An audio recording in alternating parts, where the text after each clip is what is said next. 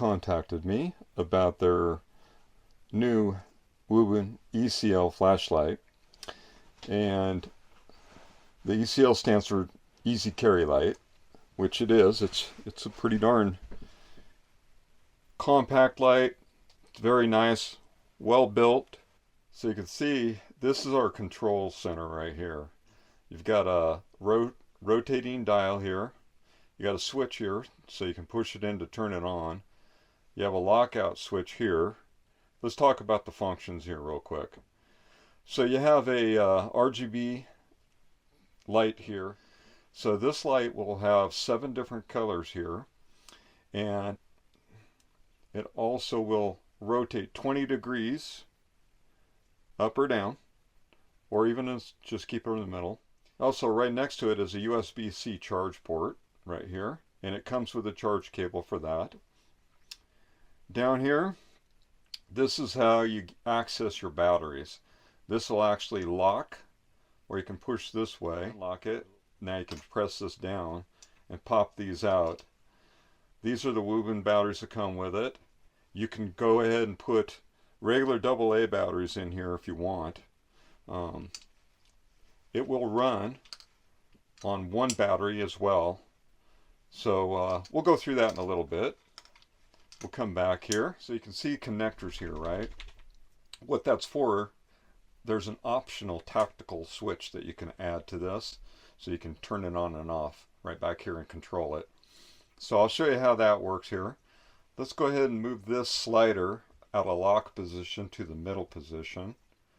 And if you hit this button, press it in one time. Right now I'm in RGB mode, and if I rotate this dial here, I can actually change colors, and it'll just go through all the colors. There, I'm on red. Now if I press this in and hold it, I can go to the floodlight basically. We can run that. I think if I double tap, yeah, it goes to turbo mode on this. I believe that's 400 luminous when you're there. Bring it back down. Rotate the dial to adjust your light there. So it's more of a floodlight, and then it turns it on down. So that's kind of nice. Let's go back over. Let's hold this for a second. We're going to go back there. Now if you double tap it, it goes into strobe light. So when you're in strobe light mode, you can't change the colors. You have to double tap it again. Now you can hold the button down to switch back and forth if you wanted to, or go back into this and just rotate through like this. Double tap if you want to go into strobe mode in that color. Then back and hold it, and then we're back into that. So let's turn that off. Just press it one time to turn that off. So now you can see there's several different lights here. Like this is the floodlight, and then it just goes through stages here. We can go ahead and slide this button on up all the way. And now if I hit this one time, let me do this so you don't get blinded. There you go. And you can probably barely make out that we're on. Let me see here. That's the highest setting. I'll roll this wheel. And now we're at the lowest setting. What we got going on here, and yeah, there's no way I can get it to show on the camera. Sorry.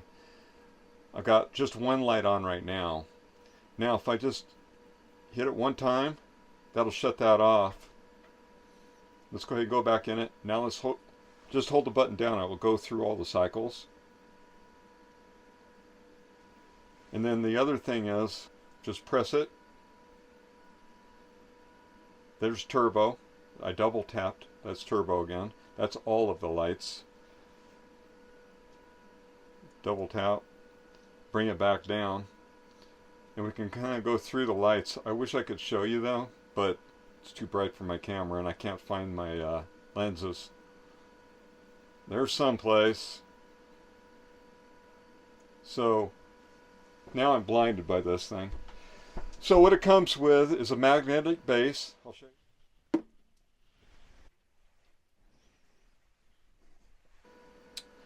And it comes with this clip. This clip is pretty handy actually. It can clip on the bill of your cap. That works really good. So if you're walking around, you could be hands-free on this little light here. This is IP68 proof, which means it will withstand a drop into water up to 1 meter. Also, it will withstand, it's impact resistant, a 1 meter drop on the ground. So that's pretty nice.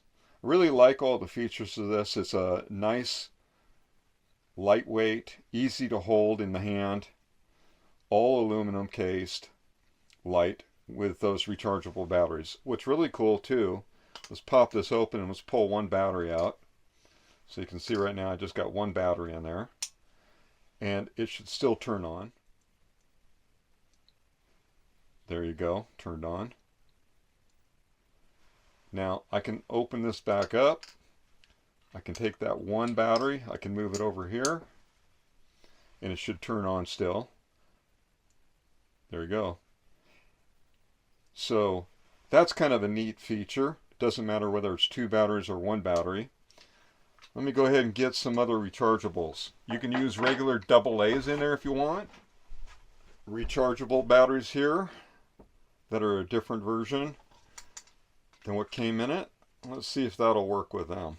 We'll put 2 of them in there. It should work the same, 1 or 2. There we go.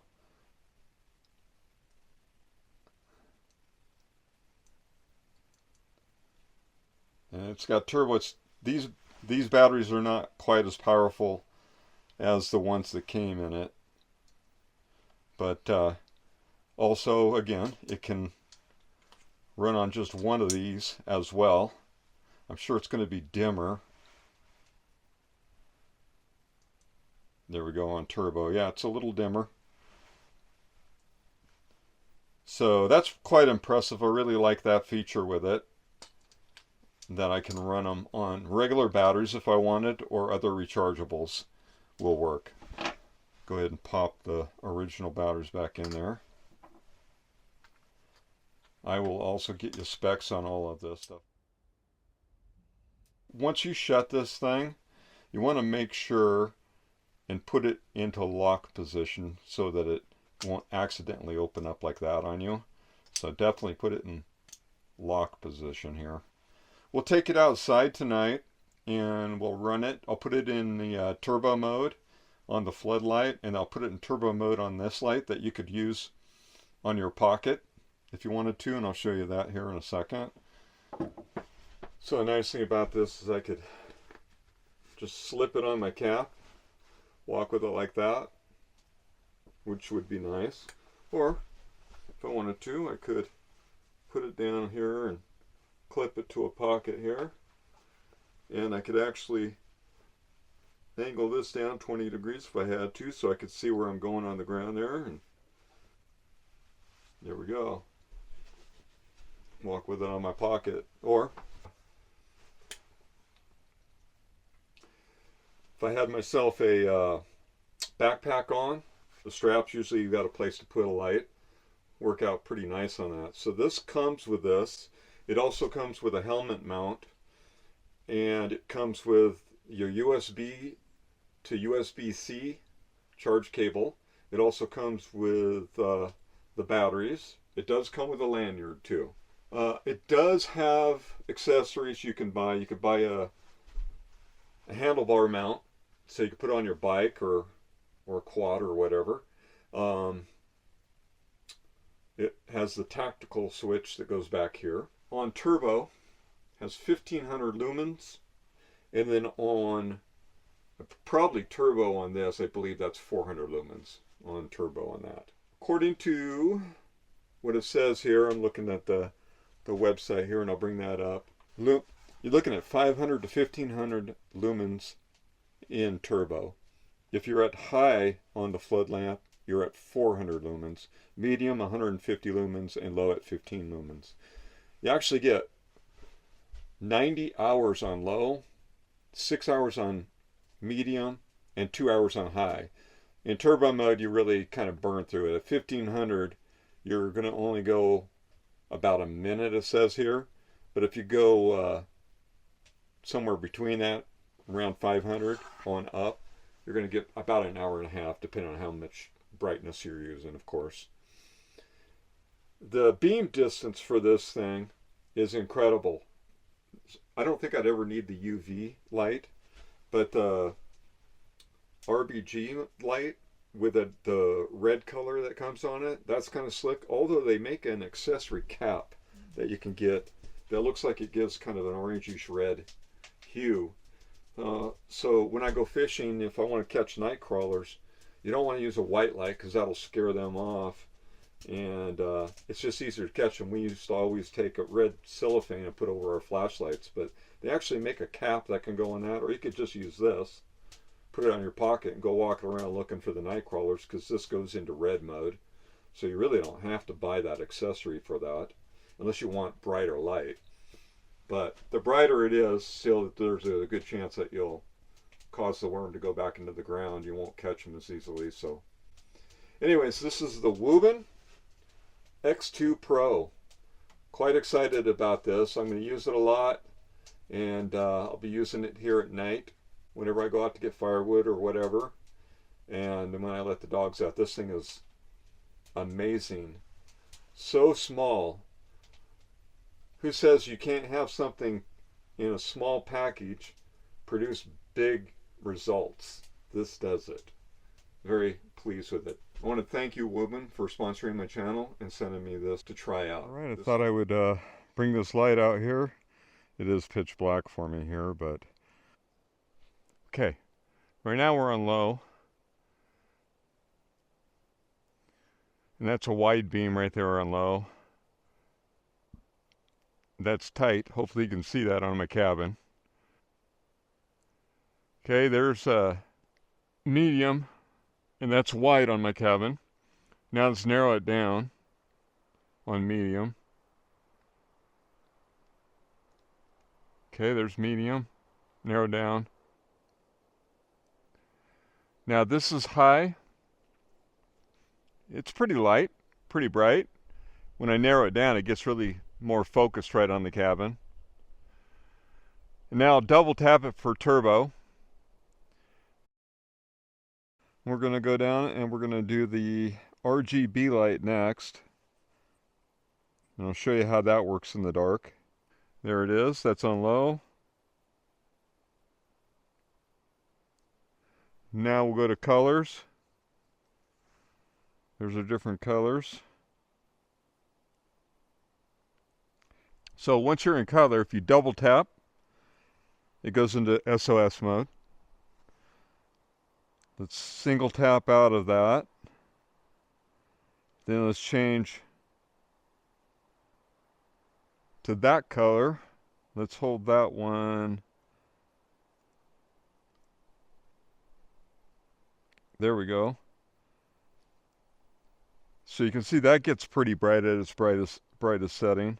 That's just one of the lights. That's the floodlight, I believe. Okay, so double tap. We go into emergency mode. Double tap back. Goes into individual mode. I can change the color to blue. Double tap. Emergency mode on blue. And I'll double tap out of it. Turn it on like that. And I could put it on my cap, like I said. I think that's it right there. I was trying to, in the dark it's a little tougher to find that, but now I can walk around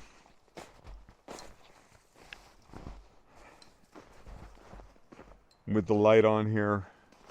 That works pretty slick. And to start with, I guess I'll go where I figured out how to use graph paper in this program on my computer, but I didn't do it till the end. So this is on graph paper. But this is the front and back walls. We're looking at 36-foot building from end of beam to end of beam here, with 16-inch overhangs on the top plate beam. These beams are 8 by 8 beams, and the plan with that is so that I've got 1.25 inches on either side of the beam for each wall section that I put in to give me room to put materials in to still have exposed beams. Secondly, you can see I have a solid line here, and that's going to be a floor, a loft build across this section. That's the back wall, this is the front wall. And you can see I've got, for the front, I'm going to have 2 large windows and French doors that are glass.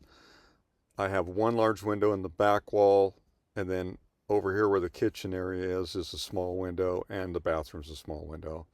So that gives you an idea of the layout. And the reason I did these in sections is so that I can manage picking these walls up and putting them into position between the beams by myself. Smaller sections, just easier to work with by myself. So the wall all the way to the top of the beam will be 10 foot 8 inches. All right, I thought I'd show you the floor plan again. I've done some updating to it, made a little more detail. I've drawn in on this side a few more things, and I broke down the dimensions of the areas. I think that will kind of work out. So the floor plan update is I'm going to do a 3 foot by 4 foot dining area with a pantry as the divider between that and the kitchen. So the pantry is only going to be 4 feet wide, probably about 6 or 7 feet in depth. I'll probably put a door in here from the kitchen area, or I may put one right here, which will give me all the wall space to work with, and back here for shelving. So that would probably be the optimum place as far as to gain the most storage capacity. This will be where the refrigerator will go. That's my propane fridge.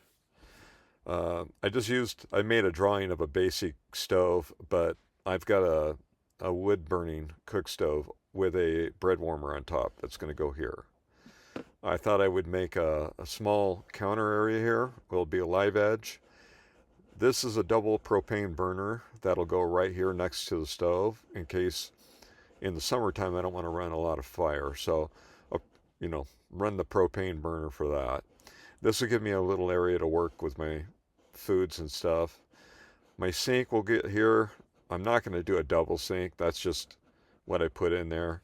It's going to be one big sink, farmhouse style, on an island. And I'll probably just do 2 chairs, not 3. So there'll be a little eating area here and just a small little prep area here as well. So when I'm doing dishes, I'll have a place to put stuff here or here. And I will have a window off the kitchen area here. I'll have a window off the living room here. I will have a window off the dining room here. And of course the bedroom and the bathroom will have windows. Whoops. So above this area, I did a dotted line. There's going to be a loft. It's going to come clear out to this dotted line. And what that's going to do is, I haven't drawn in stairs because I haven't determined how I'm going to do that. I don't want to close off my living room too much. And this is all going to basically be open concept. This will kind of close it off right here. So all of this is just basic ideas. I can't tell you, I don't have it in a graph, so I couldn't put it to size. I just eyed it up for now. When I go to build, I'll actually make things proportional so that works in there. And I was thinking this thing I'm going to want at least 4 feet in length minimum. I would like 5 foot in length if I can get that out of it. So we'll see how that works out. That'll give me a good area for the sink, which I think I'm going to get about a 30-inch sink, and then the rest would be the prep area.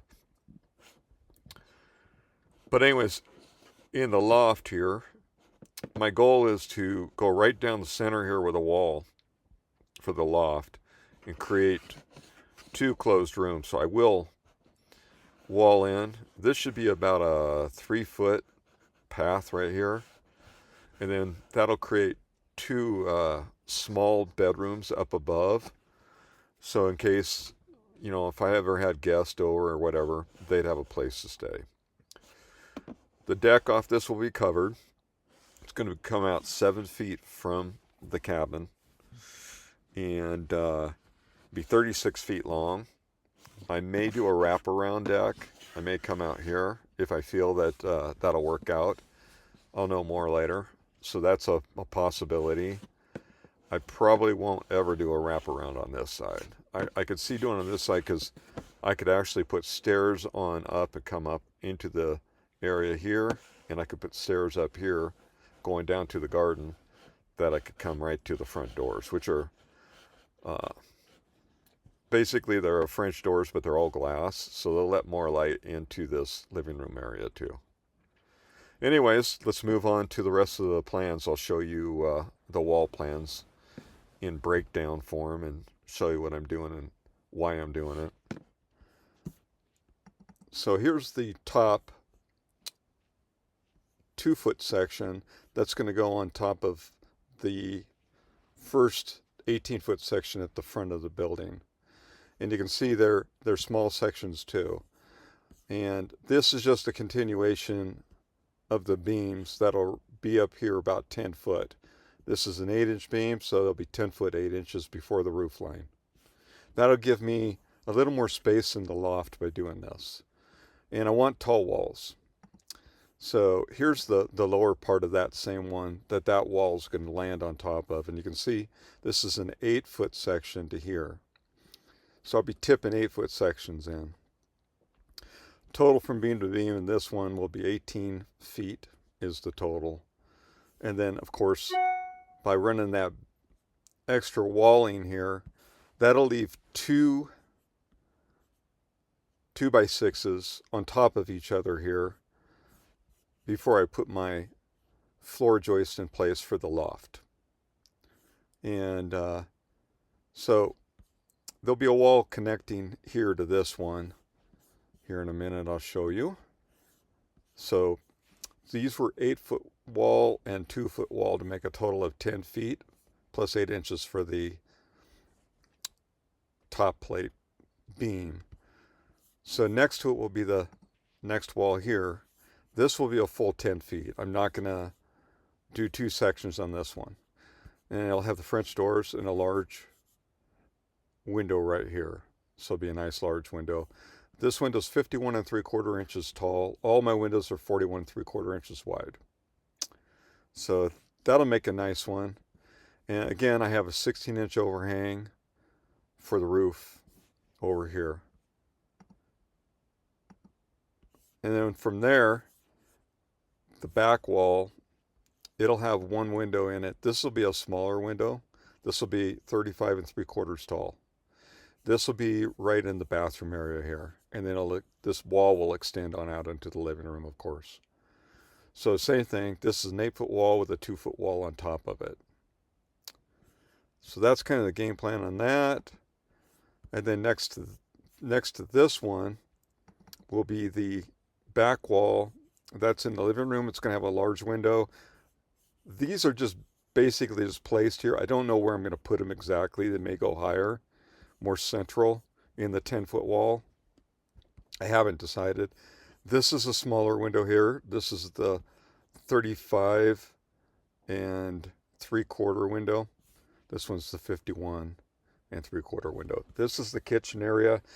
This may go higher too in here. It just depends.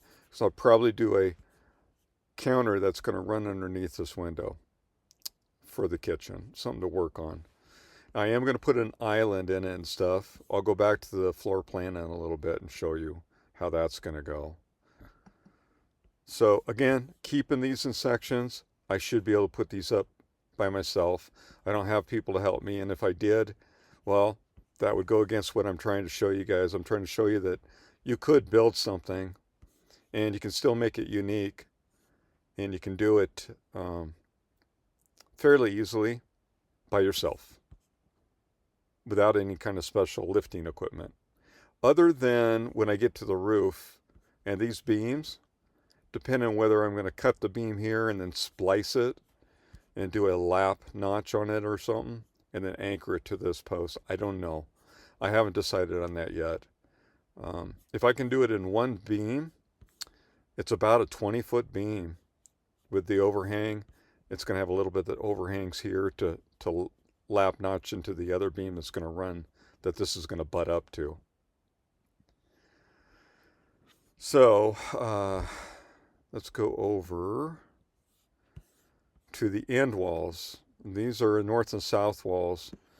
They're both identical. They're both 10-footer, one solid wall. They'll have one 18-foot, because it's an 18-foot span. They're going to have at least an 18-foot beam on top here. We're going to run, because we got a beam here that's 8 inches and a beam here that's 8 inches. The total 2x6 constructed wall piece will only be like 8 feet in this section and 8 feet in this section. So this will be two 8-foot sections, but I got an 8-inch beam here in the middle. So the total length will be 16 foot 8 inches. And again, 8-foot sections, 10 feet tall. I should be able to tip those into place, anchor them. There'll be a beam on both sides of these already that will be standing on the foundation and anchored. And then I'll just anchor these to it. So that should be pretty stout. And there'll be more work done to them later. Initially, I won't worry about the other bracing I'm going to put in till later. It'll be fine until before I put the roof on, then I'll start putting the other bracing in. So 2x6x8s, it says I need 36 of those. 2x6x10s, it says I need 70 of those. That's all going to change. And then there's materials now that I'm going to use that are not even in this list. So I need to add them to that list. This is showing the total board feet I have cut so far in each section. And what I still need to cut, I'll start tallying them up. And you'll get quantities and board feet for each material item. Then I'll give you a total cost of hardware and fuel cost, and which I'm just combining some of that stuff. So this should be interesting for you if you're interested in seeing how many board feet and what it's going to cost me to build this cabin. There will be some material cost, but it's not going to be as much as if I had to buy my own wood.